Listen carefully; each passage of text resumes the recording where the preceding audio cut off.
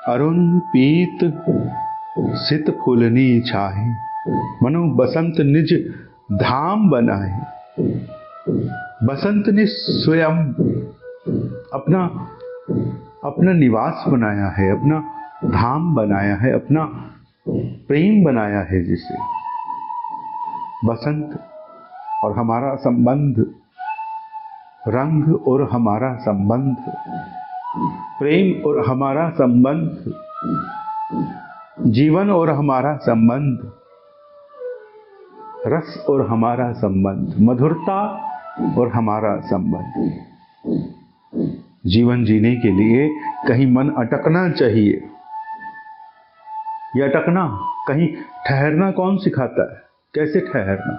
हम कहते हैं ना, हमारा परिवार, मतलब मनुष्य परिवार नामक वस्तु में अटका है, रति है वो, कि ये घर मेरा है, लग रहा है। किसी दिन पता चले नहीं था, फिर अचानक मन निकल कर भागेगा कि मेरा क्या था, जहां मन अटकाऊं।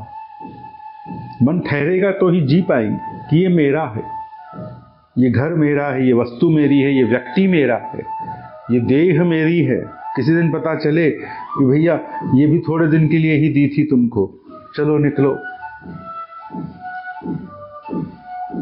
हिसाब से तो पता नहीं कौन सी योनि थी, पर कुछ मिला नहीं तो थोड़े दिन के लिए ढाले थे इसमें, हो गया इसका, अब दूसरे देह में ढालेंगे, जाइए अपने उसमें। हम कहें कि नहीं, बीच में मनुष्य योनि मिली, हमने भजन से साध लिया, अब वो जो योनियां उधार हैं उनको छोड़ दो। यही तो हम चाहते हैं ना। तो क्रमिक क्रम में और भी क्रमताएं आनी शेष थी, और इतना ये एक वैज्ञानिक ढांचा आपको मिल गया है। ये ढांचा वैज्ञानिक है। हम कहें क्या हो गया, आकृतियां हैं, ये देह है। अरे अगर ये देह नहीं होती, मानव देह, आप कहते हैं ना, मानव देह में ही सब साधनाएं संभव है। क्योंकि हम तो थोड़ा सा विचित्र भी मान सकते हैं कि हमको लगता है कि भांति भांति की स्थितियों में साधनाएं हो सकती हैं। अगर हम साधक है तो वो बरगद वो साध्य है, अगर हम साधक है तो वो तुलसी वो अवस्था साध्य है। इन योनियों के क्रम में गौ की भी योनि डाल दी। गौ तो देवी है, गौ तो साध्य है, बहुत सी योनियां डाल दी योनियों के क्रम, जो कि साध्य हो सकता है। आप चिंतन करें कि वो तो साध्य है। हम ये कह सकते हैं कि हाँ, केवल मनुष्य का ही अधिकार है भैया मुक्ति आदि पर, परंतु आप जानते हैं कि शास्त्रों में भी गजेंद्र मोक्ष आदि चिंतन है, और भी कई वृतांत है वहां ऐसे। तो ये तो जीवन की बात है। जीवन में प्राण आना चाहिए, प्राण में संवाद आना चाहिए। जिसे संवाद आ गया वो अधिकारी है, जिसे संवाद आ गया वो अधिकारी है। हो सकता है कि कोई भिन्न योनि हो हमारी, कोई पक्षी हो हम, कोई लता हो, और श्रृंगार हो प्यारी झुके और पदगान कर रही हूं, झुमका हो प्यारी झुकी और झुमका सुना रही हूं, पायल हो प्यारी झुकी, नुपुर हो प्यारी झुकी और आधार सुधा निधि गा रही हूं। आह, कितना आनंद है इसमें, कितना रमणीय आनंद है कि हम प्यारी झुकी हैं और प्यारी झुके जो गीत हैं उन्हें सुना रही। अब आप कहीं बाहर से सुनकर भीतर गा रहे हैं, ऐसा नहीं है। ये गीत भीतर ही हो रहा है, बाहर उन्होंने परोस दिया है आचार्यों ने कृपा करके। ये गीत भीतर को ही है। चतुरासी रसिकवाणियां, केलीमाल, राधा रस सुधा निधि, ये भीतर गाए जा रहे हुए, अलिन सहचरिन गाय भी है, और बाहर हमको भी परोसगारी में मिल गया है। ये समान कृपा मिल गई, जो भीतर को गान है वो बाहर मिल गया है। आहा, बस उसको वैसा गाया जाए जैसा भीतर गाए हो जा रहे हो, जो थोड़ा जटिल है। भीतर बड़ी सुरंगनी रंगीलियां हैं, बिल्कुल सुरंग रंगीलियां हैं। बसंत अर्थात रंगोत्सव, अर्थात विहागित बिहार, विहागित बिहार अर्थात नवदंपत्ति दुल्हा दुल्हन, दुल्हा दुल्हन को नव बिहार। बिहार को तो आनंद ही प्रेम की नवीनता में है। जब कोई नव युवक युवती प्रेम संपर्क में आते हैं तो जब तक प्रेम में नवीनता रहती है तभी तक उनको वहां बागों में टहलना, कहीं मिलना भाता है। वो एक संग रहने लगे तो आवश्यक नहीं है कि वो नित्य बाहर जाकर मिलने लगे। एक ही घर में हो, दोनों तैयार हो और बाहर जाकर मिलते हो, ऐसा होता है क्या?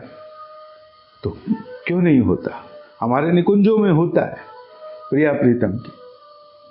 ये सहेलियां प्रिया प्रीतम को दोनों को संग करते हुए, दोनों को तैयार करके, दोनों की शोभा यात्राएं, वर की और बारात और दुल्हन की बिंदोरियां निकलती है। इधर से दुल्हन की बिंदोरी जा रही है, उधर से वर की बारात आ रही है, भेंट हो रही है, निकासियां दोनों ओर से बन रही है। दुल्हन की निकासी कहां से? दुल्हन की निकासी का पूजन मंडप में होता है। मंडप पूजन कराया जाए दुल्हन से बैठाई के, फिर उसको कह दियो जाए कि अब जाओ सजो, श्रृंगार करो। ये परंपरा में अब तक शेष है कि बहुत सी दुल्हन जानती होगी कि जब वो ब्यूटी पार्लर जा रही तो बीच में एक पूजा आई मंडप की, जहां मंडप में पूजा करानी थी उनको। एक स्तंभ है जिसको हमारे यहाँ ठाम कहते हैं, उसकी पूजा करनी है आपको। बाजार से आवे वो थाम, उसको बेचो ना जावे। मान लीजिए एक लता है और मंडप भी कहाँ होवे? जो कुंज है, निकुंज है, घर है, उसके बीच में होवे, चौक में कच्चो मंडप। वहां पर फिर वो हवन होवे, यज्ञ होवे, मंडप होवे। और मंडप में कई बार जब ये नया बाहर जाकर गार्डन लेने का, बाहर जाकर ब्याह करने का जब कल्चर आया, तब भी ऐसा था कि बाहर लेने के बाद भी घर पर वो फेरे करा रहे हैं, घर पर लाकर। क्योंकि हमने ऐसा कराया है कि कार्यक्रम बाहर है और फेरे हैं वो मूल घर में होंगे, घर से जाएगी दुल्हन।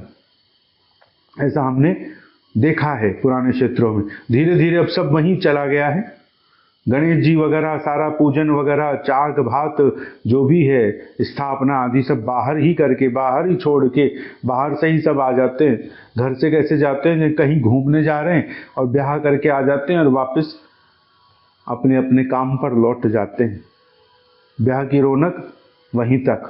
अपनो घर, ये घर जिसमें तुम रह रहे हो, उसको रौनक तो दे दो, इसको तो रंग दो। तुम कहो हमको कुंजन चाहिए, क्या करोगे तुम कुंजन का? उनको छोड़कर बाहर जाकर उत्सव मनाकर वापस खाली आ जाओगे। यहां थोड़ी सी पूजन भी शेष ना रह जाएगी। कुंजन चाहिए ना, कुंजन। कुंजन अर्थात उन्हीं को आपको पूजना होगा, उन्हीं को आपको साधना होगा, उन्हीं आपको भापना होगा, उन्हीं की सेवा होगी। भवन कुंजन है, उन्हीं की सेवा होगी। इसलिए वो कह रहे हैं दुल्हा दुल्हन चलिए, फेरे तो घर से होंगे। भाई उन्होंने भी गार्डन खरीदा है, नई दुनिया का जमाने का एक स्वांग देखकर वो उस स्वांग में फंस गए, पर फिर भी उनके मन में ये तूफान है कि विदाई तो घर से ही हो जाती। तो ये जो तूफान है, क्योंकि घर भैया केवल रहने के लिए नहीं, उस घर में ही वो रोई है, खेली है, नाची है, कूदी है, वो तो मना ले उसका त्योहार। वो प्राण नहीं है क्या उसमें? तुमको क्या लगता है तुम जहां रहते हो वो एक निष्प्राण स्थान है? इसमें कोई प्राण नहीं। वाइब्रेशन क्या होता है फिर हर जगह का? अलग क्यों होता है वो? इधर से उधर चला जाऊं, सब खेल अलग है। हर घर का खेल अलग है, हर घर का खेल अलग है, हर पदार्थ का खेल अलग है। उसको किसी और के संग रखते ही उसका आकार प्रकार, उसका आभा मंडल सब बदलने लगता है।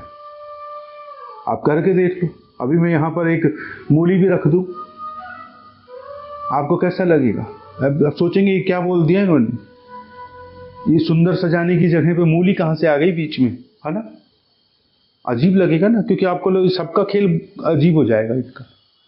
अब यहाँ और फूल रख दूं तो आपको लगेगा आहा, तो जितने फूल यहाँ पर सजाने की कोशिश की जा सकती है वो दर्शन उतना ही रमणीय बन जाएगा, दूसरे को भी सजाएगा। वो इधर से उधर तक सज्जा होगी, वो खुद तो सजता ही है और को भी सजाता है। श्रृंगारों का परस्पर समायोजन है। बरन बरन के फूलनी फूल, बरन बरन के फूलनी फूली, जहां तहां लता प्रेम रस झूली, जहां तहां लता प्रेम रस झूली। बरन बरन के फूलनी फूली, जहां तहां लता प्रेम रस झूली। तीन भांति के कमल सुहाए, जल थल विकसी रहे मन भाए। तीन भांति के कमल सुहाए, जल थल विकसी रहे मन भाए। तीन भांति के कमल कहां कहां रहते हैं वो बताओ? एक कमल वो जो जल में रहे, एक कमल वो जो थल में रहे, और एक कमल वो जो मन में रहे। एक कमल वो जो मन में रहे। तीन भांति के कमल सुहाए, जल थल विकसी रहे मन भाए। जल थल में विकसित हो रहे हैं ये कमल, और मन में भा रहे हैं ये कमल। मन को क्यों भा रहे हैं? मन में रहना चाहते हैं, मन में रहना चाहते हैं ये कमल, मन में निवास चाहते हैं यह कमल। कौन कमल? कमल को जान जाओगे तो कमल कमल ही रह जाएंगे। कौन कमल? रसिक कमल, नील कमल, प्रिया प्रियतम, प्रेम कमल।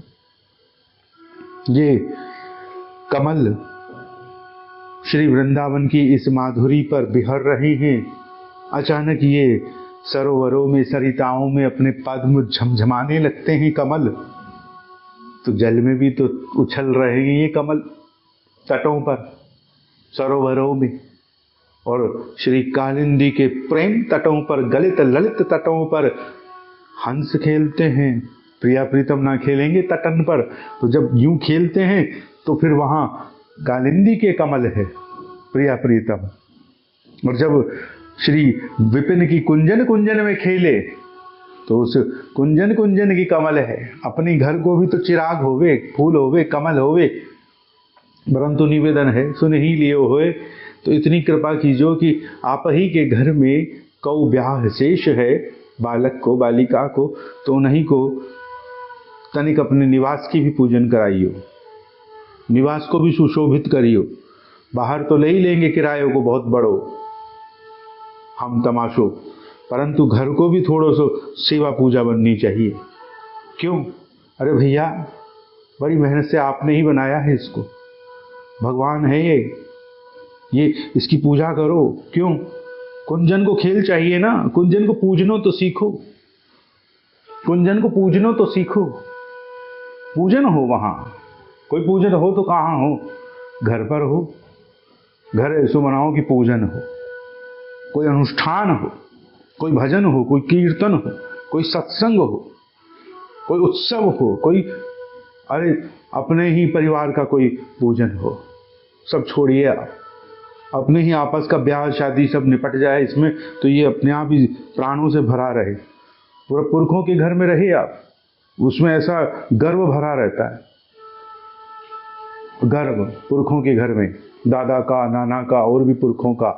और फिर आप कभी उसको अनुभव करें कि वो छूट गया और फिर दोबारा मिलें कभी उससे, तो एक आपको पूरी परंपरा याद आने लगेगी कि बहुत कमाल की चीज था वो। हालांकि आज तो राजा महाराज जैसे परिवार, रॉयल परिवार भी अपने पुरखों की परंपराओं को छोड़ देते हैं, बेच देते हैं। हम तो कहाँ, परंतु पुरखों की जो वो रहनी है वो आपको परंपराओं में रखती है, आपका एक निवास बनाती है। आप उस पुरखों के गांवों में, ऐसे गांव में होते हैं घर जहां पर उनके पुरखों के निवास में वो रहते हैं, तो बिना कुछ करे धरे उनको एक गरिमा प्राप्त हो जाती है वहां के बालकों को, उस घर के बालकों को। बड़ी शाखा प्रखाखा, बड़ी बड़ी कीर्ति होती है उनकी, बड़ी कीर्ति होती है उनकी उस घर में बस जन्म ले लेने से। तो भाई घर को तो बड़ो खेल है, घर को बड़ो खेल है, तो उसको पूजो, कुंजन को पूजो। और ये फूलनी फूल को खेल है, ये फूलनी फूल को खेल है। विविध वर्णों के रंग बिरंगे पुष्पों से आच्छादित लताएं जहां तहां प्रेम रस से भारान्वित होती हुई, भारावती होती हुई, फूलनी होती हुई डोल है। डोल उत्सव चल रहा है। फूलनी लताएं, झूमती हुई लताएं, भारान्वित होती हुई। बसंत ने अपनो निवास बनाए लियो है। बसंत यहीं रहेगो। कहां? श्री वृंदावन की इन कुंजन में, जहां श्री प्रिया प्रियतम आलिंगित होकर लिपट कर विहार कर रहे हैं। बताइए, बसंत तो यही निवास करेंगे। आओ, फूल फूलनी झूम झूम कर विहार करेंगे।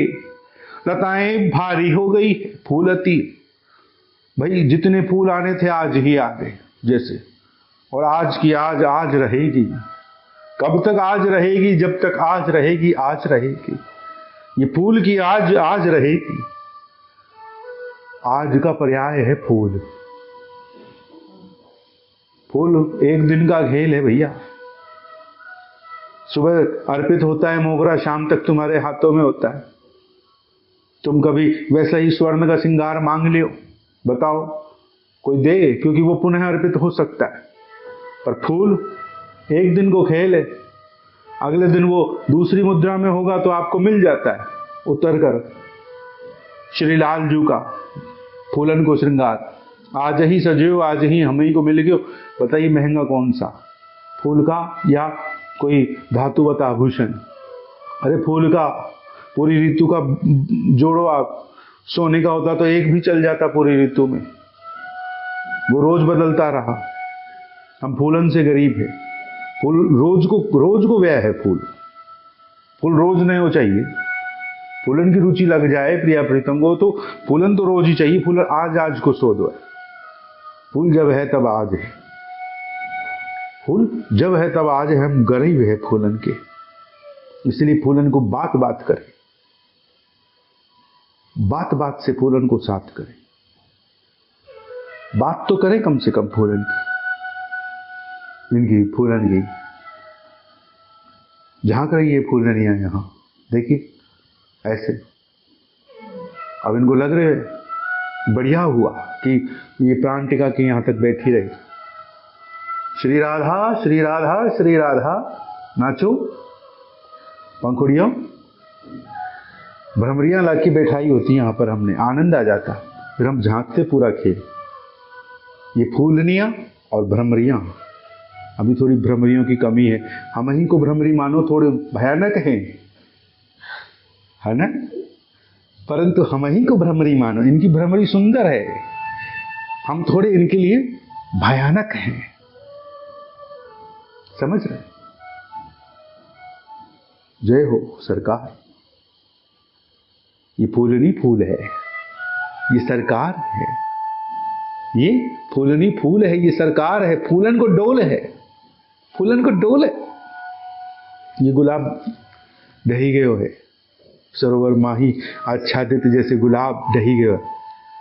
अब ये गुलाब को डोल आएगो,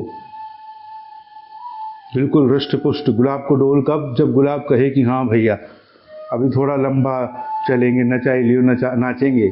ऐसे इधर उधर हमारी पंखुड़ियां नहीं बिखरेगी, नाचेंगे, जी भर के नाचेंगे, नचाई लियो। तो गुलाब कहे कि चलो बनाई लियो झूलो, हम टिके रहेंगे। आप गुलाब का डोल बनाओ और वो सारा झर जाए। कई बार नहीं हो आपके साथ, आप गुलाब की माला लाए कि हास्यास्पद स्थिति हो जाती है।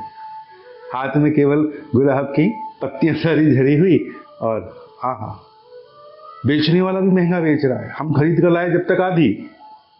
बताइए, है ना? और गुलाब का डोल होए, आसान बात नहीं है, समझिए इसको। आप गुलाब की गजरा लाओगे ना कसा हुआ, तो आपको गर्व होगा, देखो हम क्या ले आए, दुर्लभ दुर्लभ है ये। क्योंकि भैया ये माला लाते हैं ना, दूर दूर फूल होते, तो वो वैसे भी कह रहे होते हम तो आधे ही आए तुम्हारे पास, बिखरते हुए ही आते वो, और तुम भी बिखेरते ही रहते। और कई बार हम देखते हैं कोई पहनाने आता है या पहनने आता है तो आधे तो बिखेर ही देता है इधर उधर। सरकार को पहनाने या पहनते, हमारी बात नहीं है। गुलाब हम काहे को पहने, हम गुलाब के भक्त हैं हम। क्योंकि भैया ये गुलाब का जो डोल है ये बड़ा रंगीला है, राधा वल्लभ लाल का। तो फूलन की बात हो रही है, फूलन झूम रहे हैं, फूल झूम रहे हैं, फूल झूम रहे हैं। निकुंजन की बात है ये। निकुंजन के फूल जो हैं वो बड़े रंगीले हैं, रसीले हैं, मधुर हैं, कोमल है, सुरभित है, अनुपम है, अलबेले हैं, कंटक रहित है, कोमलताओं से भरित है, कांटे वांटे नहीं है उनमें, कोमलता ही कोमलता है, कोमलता ही कोमलता है। प्रिया प्रीतम की लीला चाहिए ना, तो पूरा का पूरा पहले परिसर तो बनेगा ना, या ऐसे ही बस कुछ नहीं, खाली एक चौकी रखी है, लाइट जलाई, प्रिया प्रीतम बैठे। ऐसे कई बार आप जगह किराए की ले लो, सजाना पड़ता है भैया उसको भी, तो सजाओ। कैसे सजाओगे, भरो श्रृंगारों को लाकर, क्योंकि लीला चिंतन चाहिए, पर श्रृंगार रहित चाहिए क्या, भरेगी वो लीला। वो एक ही जो कुंज मिल जाएगी ना आपको लीला के लिए, भाव में चिंतन के लिए, उसके पट नवीन होते रहेंगे दिन प्रतिदिन। आप कहोगे ये क्या चल रहा है यहाँ, नित्य कोई उत्सव है क्या, कुछ ना कुछ बदलता ही रहेगा। आप भ्रमित रहोगे ये क्या हो रहा है, उसको नाप नहीं पाओगे, भर नहीं पाओगे। ऐसे नवीन होता रहेगा आपका हृदय, अगर सही लीला उतर गई भीतर, कैसे पियोगे, वो बदलती रहेगी, नहीं होती रहेगी। अपने हृदय में आप अजनबी रहेंगे, बाकी वो सब खेलते रहेंगे, सबसे नए आप आपके हृदय में, कि हमको आता ही नहीं है, तो अंदर सब खेल चल रहा कि ये देखो, ये लो ये लो ये लो। ये नेह मंजरी है, ये डोल पर आई है, ये फूलन को लाई है, तीन भांति के कमल सुहाए, जल थल विकसी रहे मन भाए। ये स्थल पद्म की बात वैसे वाणी में बहुत यथा कथा होती, जब उनको कहना होता है पता नहीं वो कैसे कहते हैं गुलाब को अपना, और स्थल पद्म की बात, पाटल पुष्प की बात वाणी में यदा कदा होती है। ऐसा नहीं कि नहीं है वाणियों में या रसिक रीति प्रीतियों में, अरे बहुत झूमघर है, उत्सव है इसको, गुलाब के डोल को उत्सव है, पाटल पुष्प की लीला को वृतांत है। ये देखो खिलने लगे हैं, वो ललित कोमलताओं का सम्मिलन होना है।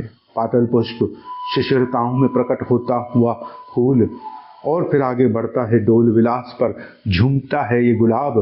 पूरा एक गुलाब पर उत्सव करें, पूरा गुलाब पर, गुलाब में ही रहकर करें तो अद्भुत हो। चाहूं और गुलाब हो, गुलाब ही गुलाब हो, गुलाब ही सही सब जगह दिख रहा हो, भरित गुलाब हो, आनंदित गुलाब हो, हम ना हो, वाणी मात्र हो, आनंद आ जाए। उस गुलाबों की कुंज में गुलाबों को ही रहने दें, ऐसी गुलाब को उत्सव हो, गुलाब की बात हो। गुलाब को एक लीला है, पाटल पुष्प लीला, वो पूर्व में कही गई है, सुनिएगा आप उसको, वहां गुलाबों की बात है। तो यहां पर बताया गया है कि लताएं झूम रही है, जल थल और नील पीत और श्वेत वर्ण के कमल यत्र तत्र विकसित हो रहे। नील पीत और श्वेत वर्ण के कमल यत्र तत्र विकसित हो रहे। द्रुम शाखाओं पर बैठे हुए पक्षीगण अपनी काकली से वन को मुखरित कर रहे हैं। द्रुम शाखाओं पर, लताओं पर बैठे हुए पक्षीगण अपनी वाणी से वन को मुखरित कर रहे हैं। अर्थात वन जो कहना चाह रहा है, कैसे समझें, भाई कोई लता आपसे क्या बात करना चाह रही है, ये वन आपसे क्या चाह रहा है, कुंज आपसे क्या चाह रही है, आपको वृंदावन बात करेंगे क्या? यहां लिखा हुआ है, ध्रुम शाखाओं पर बैठे हुए पक्षीगण अपनी काकली से वन को मुखरित कर रहे हैं। ये नहीं कि अपने मन की गा रहे हैं, ऐसा सुना है, ये लिखा है अपनी काकली से, अपनी वाणी से वन की जो भावना है उसको मुखरित कर रहे हैं। मतलब उनको भी कोई गुरु है, उन खगन को भी, वो भी खगन भी लतान के गीत गा रहे हैं। लतान भी श्री वृंदावन के हृदय को गीत परोस रही है। श्री वृंदावन को गीत है क्या? ये फूल, ये खग बारंबार पुकारे गए हुए रसिकवाणियन में कि खग लाओ। अब खगों को कैसे लेके चले वहां? क्या पिंजरों में लेके चले वृंदावन में? वहां पर वट हो, पीपल हो, बड़े बड़े वृक्ष हो, तो ऐसे ऐसे वृक्ष हो कि उन वृक्षों से और वृक्ष आए। कैसे आएंगे वृक्ष? बहुत से वृक्ष तो केवल खग ही प्रकट करते हैं। तो वो खग जब निवास करने आएंगे बड़े बड़े वृक्षों पर, तो अपने संग और भी वृक्ष ले आएंगे, और भी वृक्ष वहां हो जाएंगे। ये हम बाहर की बात कर रहे हैं, भीतर तो बहुत ही है, आनंद है भीतर। भीतर तो परिपूर्ण सीमा है नैसर्गिकता की। आप पूरा ब्रह्मांड घूम आओ, कोई उपवन मिले तो श्री वृंदावन मिलेगा, ऐसा है भीतर। तो भीतर अद्भुत है श्री वृंदावन, नैसर्गिक पराकाष्ठा है वृंदावन, शोभा की सीमा।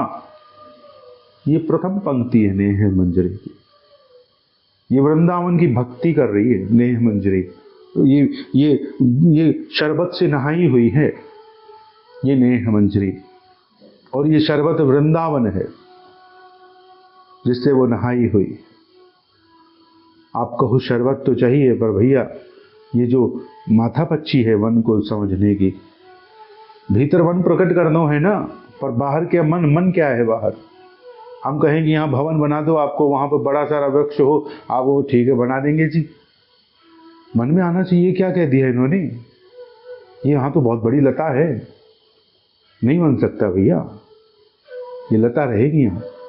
जो धरा सूख गई वहीं पर ही आवासन मंडल हो सकता है। जो धरा अभी हरित है, जिसमें भीतर जल है, वो उपजाऊ है, वो खेतीबाड़ी के लिए रखी हुई है, खलिहानों के लिए है। वहां पर क्या कहते हैं उसको, हमको ध्यान नहीं आ रहा वो शब्द अभी। जो भूमि खेतीबाड़ी के लिए छोड़ी जाती है या वन के लिए छोड़ी जाती है, उसमें आवास नहीं हो सकता है। आवास के लिए पहले प्रावधान हो कि हाँ भाई अब यहाँ पर खेती नहीं हो सकती, जल भी सूख गया, कुछ नहीं बचा, अब यहाँ भवन निर्माण हो सकता है। सूखा होता है वहीं पर ही बड़े बड़े शहर बनने की परंपरा है। अगर कहीं पर गीला, आजकल ये चलता है, कोई धरती गीली है और उसको हम सुखाकर ही आवास बनाने का लाइसेंस ले सकते हैं, तो ये हमने देख लिया है, इसलिए बता रहा कि धरती तो गीली है, वो फलों का बाग रही है, पर धीरे धीरे वहां से फलों को हटाया गया, लताओं को, उसको और सुखाया गया धरती को। कैसे सूखेगी धरती? जितनी खुली रहेगी उतनी सूख जाएगी। घने घने वृक्ष होंगे,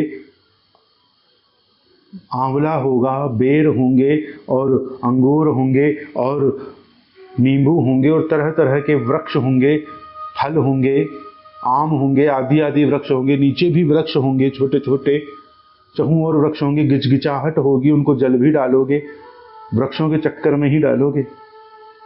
आपकी फसल होगी तभी भिगोगे इसको, तो वो भीगी रहेगी। तो वो लोभ मिटा देते हैं वो लोग उन वृक्षों का, उन वृक्षों को हटाते हैं, धीरे धीरे वृक्षों को धीरे धीरे कम करते हैं, धरा खुलने लगती है, सूर्य का ताप बनता है, भीतर का भूजल जो स्तर है वो नीचे चला जाता है, और फिर वो एक जो खेतीबाड़ी की जमीन है जिसका शब्द अभी मैं भूल गया हूं, उसको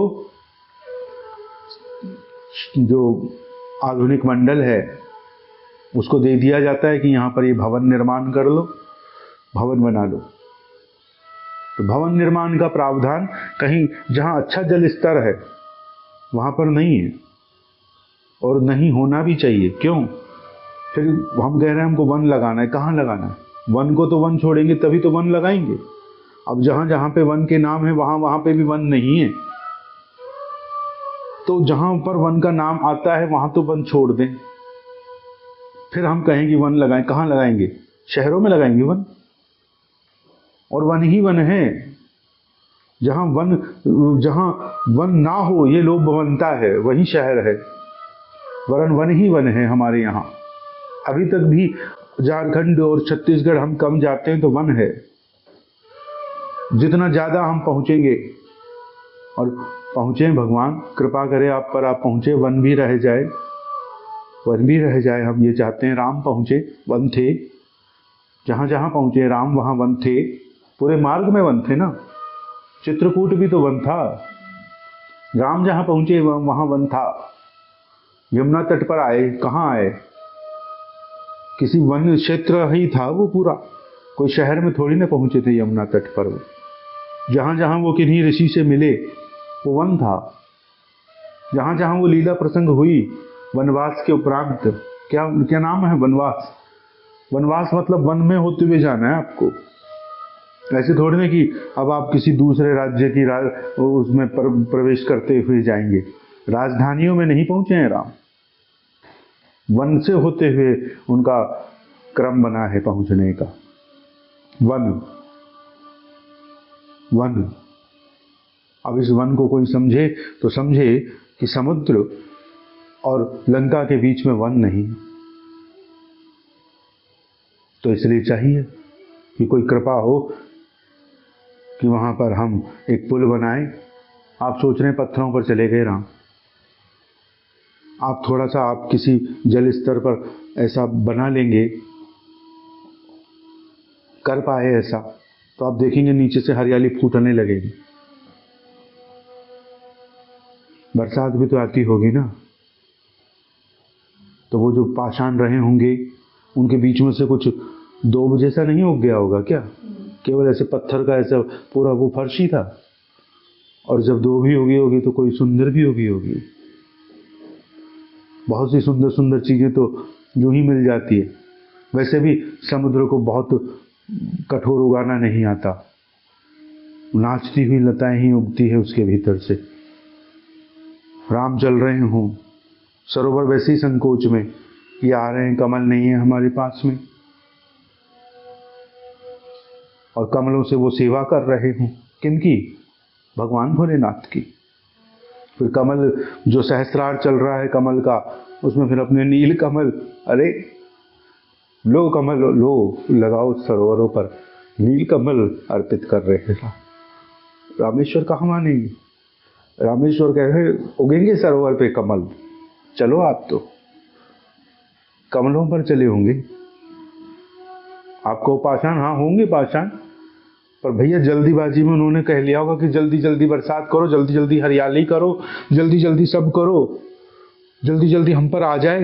जो हरी हरी काई आ जाती है ना, आपने देखा कि कहीं भीगा हुआ पत्थर देखा? कहीं झरनों में हरा था क्या? काई थी उस पर जी। ऐसे अगर आपने जल सहित किसी पत्थर पे, पत्थर नीचे हो जल ऊपर हो, आप उस पर रखोगे ना कदम, फिसलन होगी, फिसलन होगी। अब वो तो पूरे ऊपर होंगे। नहीं नहीं भैया, थोड़ा सा तो सरोवर भी कह रहा होगा राम जी के चरण तब भी छुए। हवा में उड़ के थोड़ी ना आएंगे हमारे घर, आएंगे तो नीचे आएंगे तरफ। हम तो यही चांद धराई तो से आते हैं भैया, हम अपने आचार्यों के लिए, अपने गुरु के लिए, अपने अतिथि के लिए, अपने ईश्वर के लिए। ये थोड़ी ना सरकार समान धरातर पर थोड़ी ना चलेंगे सरकार, पालकी में भी हर चल जाइए, ऐसा मन थोड़ी ही है हमारो। ये रखेंगे ना भावना कि आप तो धरती पे ही चलोगे, एक ही धरती पे चलो, धरती एक ही भैया हमारी। तो जब धरती में भेद नहीं तो सागर में भेद कहाँ? अब हम जो कह रहे हैं उसमें सागर को सुख हो रहा होगा कि हाँ भैया आपने हमको रामचरण का पान कराया, हम मीठे थे तब। कौन सा सागर मीठा था? वो सागर मीठा था जिस पर ये यात्रा जा रही है, बड़ी उत्सवित यात्रा।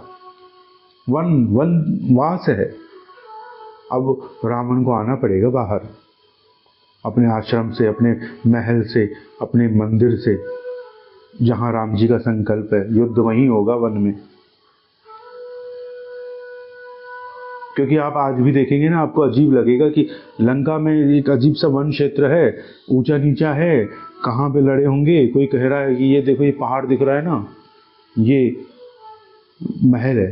आपको ये तो, अरे हरा भरा पहाड़ है, पूरा महल है, क्या बता रहे हो ये? तो ऐसे क्षेत्र में कैसे वहां पर क्या हुआ होगा? जैसे कोई सुंदर से वन पर ही कोई महल बन गया हो। वनवास छूटा होगा क्या? वन छूटा होगा क्या? वो वाटिका भी सघन हो गई होगी ना, अशोक वाटिका, सघनित वाटिका। तभी तो आपत्ति हुई, हनुमान जी आपने क्या कर दिया। अगर ऐसे ही छोटे मोटे प्लांट होते और हनुमान जी 2-4 उखाड़ देते तो क्या दिक्कत होती? बड़े बड़े रहे होंगे भैया, बड़े बड़े फल रहे होंगे, कीमती फल रहे होंगे। कोई कोई ऐसे फल होंगे जो लाखों वर्ष में प्रकट होता होगा किसी लता पर। जैसे इधर नीलगिरी पर नीलफूल 12 वर्ष में प्रकट होता है। रावण की इतनी किया कराई पर धराशायी कर दिया होगा उन्होंने कि कोई कोई तो लाखों वर्षों में प्रकट होने वाला फल होगा। सीता जी विराजमान है, उनका अद्भुत ही फल पवाते हैं राम। राम के बेर ऐसे थोड़ी ना होते हैं हर सीजन में, लो जी, वो विशेष होते होंगे। और हमारा तो कुछ भी नहीं, हम तो रोज चाहिए हमको हर चीज। राम का राम है वो। तो बीच बीच में ये युगल लीला में ये नेह मंजरी कहीं ना कहीं उधर भी पहुंच जाती है, उसको स्पष्ट करने के लिए। नेह को लेकर चलो आप, नेह को लेकर चलो युगल सरकार के पास, युगल रखो उनको। युगल युगल कौतुक को समझो आप। युगल जोड़ी को मिलाना है, युगल जोड़ी को मिलाना है। ये रामलीला को यूं समझिए, कहां से वो आ रहे हैं, वनवास चल रहा है, ठीक है, आनंद आ रहा है। क्यों? दोनों संग है, आनंद आ रहा है, कोई दिक्कत नहीं है। अब आनंद आ रहे है, लीला में बड़ो संग है दोनों, आहा सुंदर सुंदर झूला झूल रहे हैं चित्रकूट में। परंतु आपत्ति आती, ये क्या हुआ? अब कैसे निहार बनाए युगल माधुरी की, सिया राम की। इधर ये एकांत में, उधर वो एकांत, उधर से उनका रुदन आ नहीं रहा, इधर से इनका संवाद नहीं आ रहा। एक अजीब सी स्थिति हो जाती, उलझे हुए। आप सब जो उस दशा को, भगवान राम की जो संदेह प्रकट हो गया गौरी को, ये कैसा रूप लिया इन्होंने? इतना अच्छा चल रहा था, इतना अच्छा विनय कर रही है, ये अचानक बिलक क्यों रही? सीता जी के जाने के उपरांत, अपहरण होने के उपरांत ये बिलक क्यों रही है? ऐसे बंधे हुए ही, बंधे हुए ही। मैं पायल का एक कोर सरकाऊं, दूसरा नहीं आएगा क्या? मैं इसको यहां से खींचूं, ये यहां से नहीं जाएगा क्या? एक किनारे से दूसरे किनारा,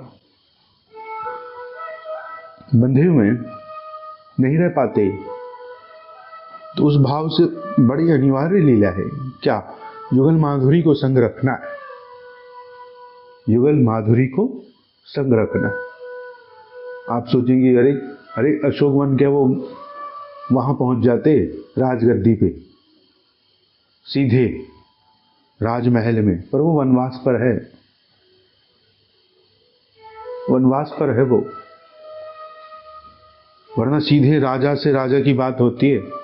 राष्ट्रदूत महल से महल ही तो जाता है। वो तो स्वयं राजा थे, 2 राजाओं की बात होती है।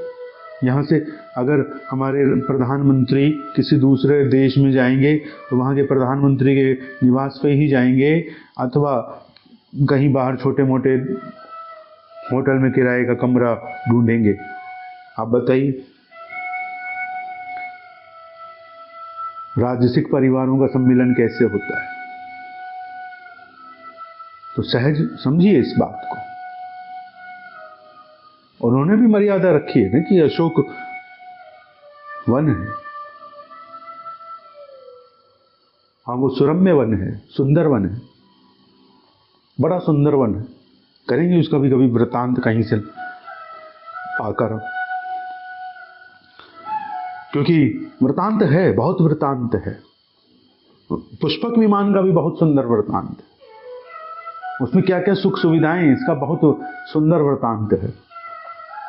ऐसा पुष्पक विमान है कि उसकी सुख सुविधाओं को आप अनुभव करें, अरे आप कहेंगे यही चाहिए हमको, ये सब सामान ले लो, हमारा ऑडी मर्सिडीज सब ले लो, ये जेट वेट सब ले लो, ये पुष्पक विमान ला दो, सब है उसमें। क्योंकि आपके जेट वेट में पेड़ पौधे नहीं लगते, उसमें बाग है पुष्पक विमान में। तो आप वो जब अनुभव करेंगे, पुष्पक विमान की कथा हम कभी ढूंढ के बताएंगे आपको, वाल्मीकि रामायण में है श्रृंगार रस, समझ में आ रहा है, करेंगे बात। उनकी बात ही पक्षी के उससे प्रारंभ होती है कथा ही, तो श्रृंगार रस भरित है वो। श्रृंगार रस की बात करेंगे, श्रृंगार रस कर रहे हैं, क्यों? किसी को चाहिए क्या? श्रृंगार रस कर रहे हैं, जितना श्रृंगार रस करेंगे अपने आप ही आएगा। रस है ना वो, बहता हुआ आएगा। हम फिसलन बना रहे हैं उसकी, जितना कोमल फिसलन कर देंगे, जितना ललित फिसलन कर देंगे, उतना बहता हुआ वो श्रृंगार रस स्वयं आकर यहां बैठ जाएगा। क्यों? क्योंकि वैसे भी उसको कोई नहीं ढूंढ रहा श्रृंगार रस को। ये सब श्रृंगार रस की बात है। कमल, तमाल, कनकलता, कनक की बात पुनः करेंगे, क्योंकि कनक कीमती है अभी आपके लिए, इसे समझ पाओ। आप कनक का एक पायल देखकर पागल हो जाओगे, और यहां तो कनकलता है ना। और आपके कनक से ज्यादा कनकांगी है हमारी कनके, क्योंकि हम यूं छूते हैं ना तो उनकी कनकाई हमारी अंगुली पे आती है, गीली हो जाती है अंगुली उनके रंग से, उनका रंग लगता है हम पर। आप सोचें हम प्यारी जी को छू दें और वो रंग बहुत छूटता है, सहज रूप से बहुत छूटता है। जिस पर ये फूल पर भी छूटा है प्यारी जी का रंग, तभी लुभा रहा है।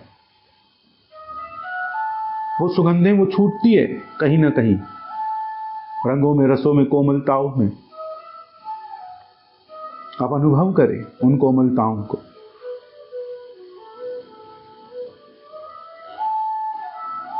बहुत ही अनंत अनंत माधुरियां उनके भीतर विराजमान हैं, प्रकट हो।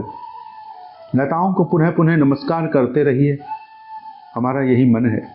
हमको चाहिए कि एक पूरा बरगद का वन हो और बहुत सघन हो, बहुत सघन हो, और हम चाहकर भी उसके भीतर ना चल पाए। क्यों? क्योंकि ऊपर बरगद का वन है और इतनी कीट आदि चल रहे हैं पत्तों के ऊपर नीचे कि अब जगह ही नहीं है हमारे चलने की, तो हम कठिन हो जाए वहां चलना फिरना। ऐसे ऐसे वन हो, सघन वन हो, सघन वन हो। प्रयास करिए सभी मिलकर कि कहीं भी हो पर सघन वन हो, बहुत सघन सघन वन हो, भांति भांति के वन। फिर वन प्रकट होगा, फूल प्रकट होंगे, फल प्रकट होंगे, रस प्रकट होगा, वानर प्रकट होंगे, पक्षी प्रकट होंगे, गिलहरियां आएंगी, खरगोश आएंगे, हिरण आएंगे, गजनियां आएंगी, सब आ जाएंगे। और फिर वहां प्रियतम पधारेंगे। फूलनी फूल परम विहाग के रंगों को भरने के लिए वन की एक रानी और होती है। जो शहद आप पाते हैं ना, शहद आपने पाया होगा, वो जिनका है वो भी वन में एक रानी है, क्योंकि उनकी भी एक विशेषता है। हर कोई वो शहद बना नहीं सकता, उसकी लूट कर सकता है, उसको चुरा सकता है, बना नहीं सकता। हम बहुत कुछ बना सकते हैं मशीनें, परंतु शहद नहीं बना सकते इस फूल से। और इस फूल को मिल जाता कोई प्रेमी तो इससे उसका मधुरता निकालता। और वो जिनको आता है वो अलियां, इतनी मधुरताओं को ऐसे निकालने वाली अलियां आचार्याएं हैं। तो वन में बहुत आचार्य, हमारी प्रणालियां भरी हैं। वन में आदर्श करना, वन में आदर भरना जरूरी है। हमारी कोई प्रणाली चल रही है, हम कहें कि हमको क्या मतलब है, हमको प्रिया प्रीतम चाहिए निकुंज पे। निकुंज कैसा? अरे हम कोई ना हम बना लेंगे पेड़ पौधे। जैसे हम कभी शादी ब्याह करते हैं तो केले को उखाड़ लाते हैं और मंडप में लगा देते हैं चारों तरफ, वैसे हम बना लेंगे अपना मंडप, उखाड़ उखाड़ कर पेड़ पौधे, बस प्रकट हो जाए निकुंज रस। लगाना नहीं है हमको निकुंज। आप खुद को, आपको अपने भाव से अपने निकुंज में अपनी लता लगानी